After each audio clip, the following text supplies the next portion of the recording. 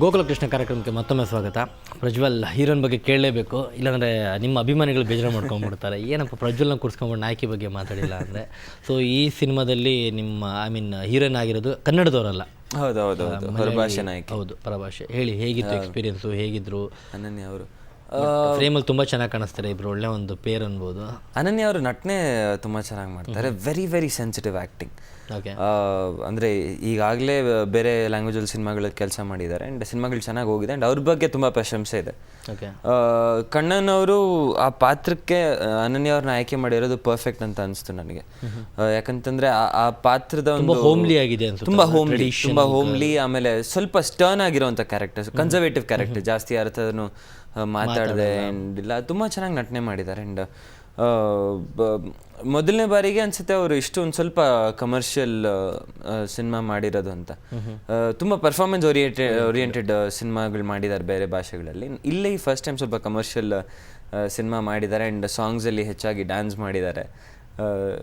Dance ಒಂದು ಸ್ವಲ್ಪ ಹಂಗೆ ಹಿಂಗೆ ಕಷ್ಟಪಡ್ತಿದ್ರು, ಬಟ್ ನಟನೆ ಚೆನ್ನಾಗಿ ಮಾಡಿದ್ದಾರೆ. She done wonderful job. Okay, ಮತ್ತು ಸಿನಿಮಾದಲ್ಲಿ ಕಾಮಿಡಿ ತುಂಬ ಚೆನ್ನಾಗಿದೆ. ಕಾಮಿಡಿ ಸೀನು ಕ್ಲಿಪ್ಪಿಂಗ್ಸ್ ಎಲ್ಲ ನೋಡ್ತಾ ಇದ್ವಿ.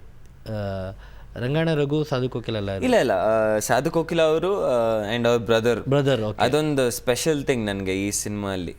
ಅಣ್ಣ ತಮ್ಮ ಇಬ್ರು ಲಯೇಂದ್ರ ಅವ್ರ ಜೊತೆ ಕೆಲಸ ಮಾಡಿದೆ ಆ್ಯಂಡ್ ಸಾಧು ಸರ್ ಜೊತೆ ಅಫ್ಕೋರ್ಸ್ ಸಾಕಷ್ಟು ಸಿನಿಮಾಗಳಲ್ಲಿ ಕೆಲಸ ಡೈರೆಕ್ಷನ್ ಮಾಡಿದ್ದಾರೆ ಸಾಧು ಸರ್ ನನಗೆ.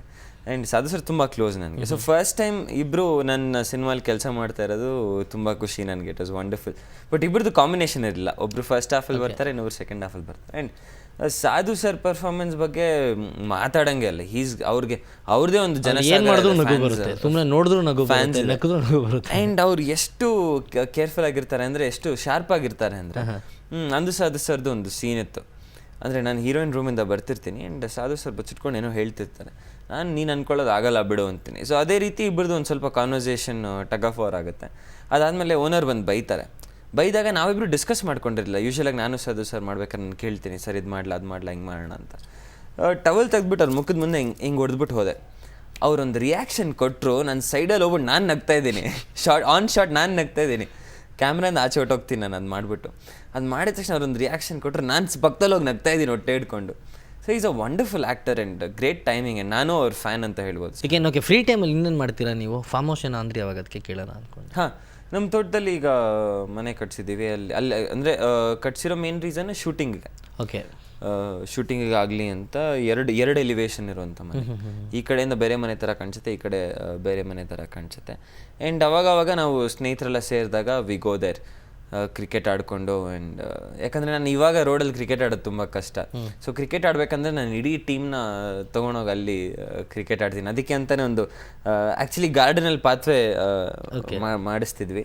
ಅದನ್ನೊಂದು ಕ್ರಿಕೆಟ್ ಪಿಚ್ ಥರ ಮಾಡಿಸ್ಬಿಟ್ಟಿದ್ದೀನಿ, ಎಕ್ಸಾಕ್ಟಾಗಿ ಕ್ರಿಕೆಟ್ ಆಡೋಕ್ಕೆ ಆರಾಮಾಗಿರಬೇಕು ಅಂತ. ಫ್ರೆಂಡ್ಸ್ ಅಂದರೆ ನಿಮ್ಮ ಕಾಲೇಜ್ ಫ್ರೆಂಡ್ಸ್ ಇರ್ತಾರೆ ಅಥವಾ ಇಲ್ಲಿ ಇಂಡಸ್ಟ್ರಿ ಫ್ರೆಂಡ್ಸಾ? ನನ್ನ ತಮ್ಮನ ಫ್ರೆಂಡ್ಸು ಆ್ಯಂಡ್ ನನ್ನ ತಮ್ಮನ ಫ್ರೆಂಡ್ಸು ಆ್ಯಂಡ್ ನನ್ನ ಕಾಲೇಜ್ ಫ್ರೆಂಡ್ಸು, ಇಂಡಸ್ಟ್ರಿ ಫ್ರೆಂಡ್ಸ್ ಕೂಡ.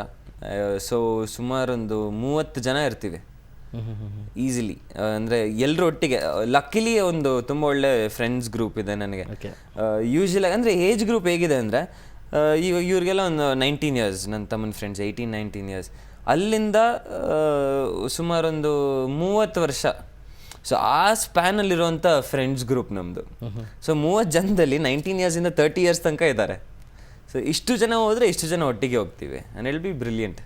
ಸೊ ನಿಮ್ಮ ತಮ್ಮ ಏನೋ ನೆಕ್ಸ್ಟ್ ಬರೋ ಪ್ಲ್ಯಾನಲ್ಲಿ ಇದ್ದಾರೆ ಅಂತ ಗೊತ್ತು. ಯಾವಾಗ ಏನು ಆಗಿದೆಯಾ? ಆಲ್ಮೋಸ್ಟ್ ನೀವು 19ನಲ್ಲೇ ಬಂದಿರೋದು.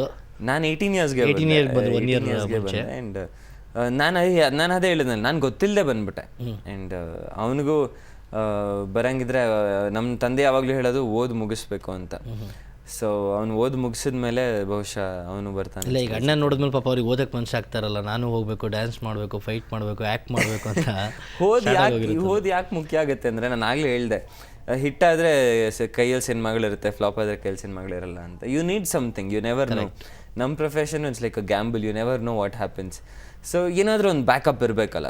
ಸೊ ಓದು ಇಸ್ ಲೈಕ್ ಅ ಬ್ಯಾಕಪ್. ಸರಿ ಏನೇ ಆದರೂ ನಾನು ಲೈಫಲ್ಲಿ ದುಡಿತೀನಪ್ಪ ಅನ್ನೋ ಒಂದು ಬ್ಯಾಕಪ್ ಲೈಫಲ್ಲಿ. So that should always be there ಅನ್ಸುತ್ತೆ ನನಗೆ. ಸೂಪರ್ ಪ್ರಜ್ವಲ್, ತುಂಬ ಅರ್ಥ ಮಾಡ್ಕೊಂಡಿದ್ದೀರ ಲೈಫ್ನ, ದೊಡ್ಡವರಾಗಿದ್ದೀರ ಅಂತ ಹೇಳ್ಬೋದು ಹಂಗಾರೆ ಇವಾಗ ಫುಲ್ ಮೆಚುರಿಟಿ ಬಂದಿದೆ ಅಂತ. ನೀವೇ ಥ್ಯಾಂಕ್ ಯು ವೆರಿ ಮಚ್ ನಮ್ಮ ತನಕ ಮಾತಾಡಿರೋದಕ್ಕೆ. ಸಾಕಷ್ಟು ವಿಷಯಗಳು ಮಾತಾಡೋಕ್ಕೆ ಸಿಕ್ತು ನಿಮ್ಮ ಜೊತೆ. ಖಂಡಿತ ತುಂಬ ದಿನ ಆದಮೇಲೆ ಸಿಕ್ಕಿದ್ರಲ್ವ, ಅದಕ್ಕೋಸ್ಕರ ಅನ್ಸುತ್ತೆ. ನೆಕ್ಸ್ಟ್ ಟೈಮ್ ಸಿಕ್ಕಿದಾಗ ಇನ್ನೂ ಬೇರೆ ಪರ್ಸನಲ್ ಎಲ್ಲ ಇದ್ರೆ ಕಿಟಕಿ ಹೊರಗಡೆ ತೆಗೆಯೋಣ.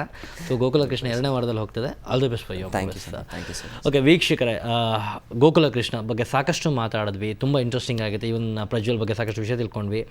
ಸಿನಿಮಾ ಕೂಡ 2ನೇ ವಾರದಲ್ಲಿ ಹೋಗ್ತಾ ಇದೆ. Completely family entertaining cinema. ಮನೇಲಿ ಕೂರದೆ CD ತೊಗೊಳ್ದೆ ಸೀದಾ ಥಿಯೇಟ್ರಲ್ಲಿ ಹೋಗಿ ಸಿನಿಮಾ ನೋಡಿ ಎಂಜಾಯ್ ಮಾಡಿ ಅಂತ ಹೇಳ್ತಾ ಈ ಕಾರ್ಯಕ್ರಮದಲ್ಲಿ ಮುಗಿಸ್ತಾ ಇದ್ದೀನಿ. ನೇರ ದಿಟ್ಟ ನಂತರ ಸುದ್ದಿಗಾಗಿ ನೋಡ್ತಾ ಇರಿ ಸುವರ್ಣ ನ್ಯೂಸ್.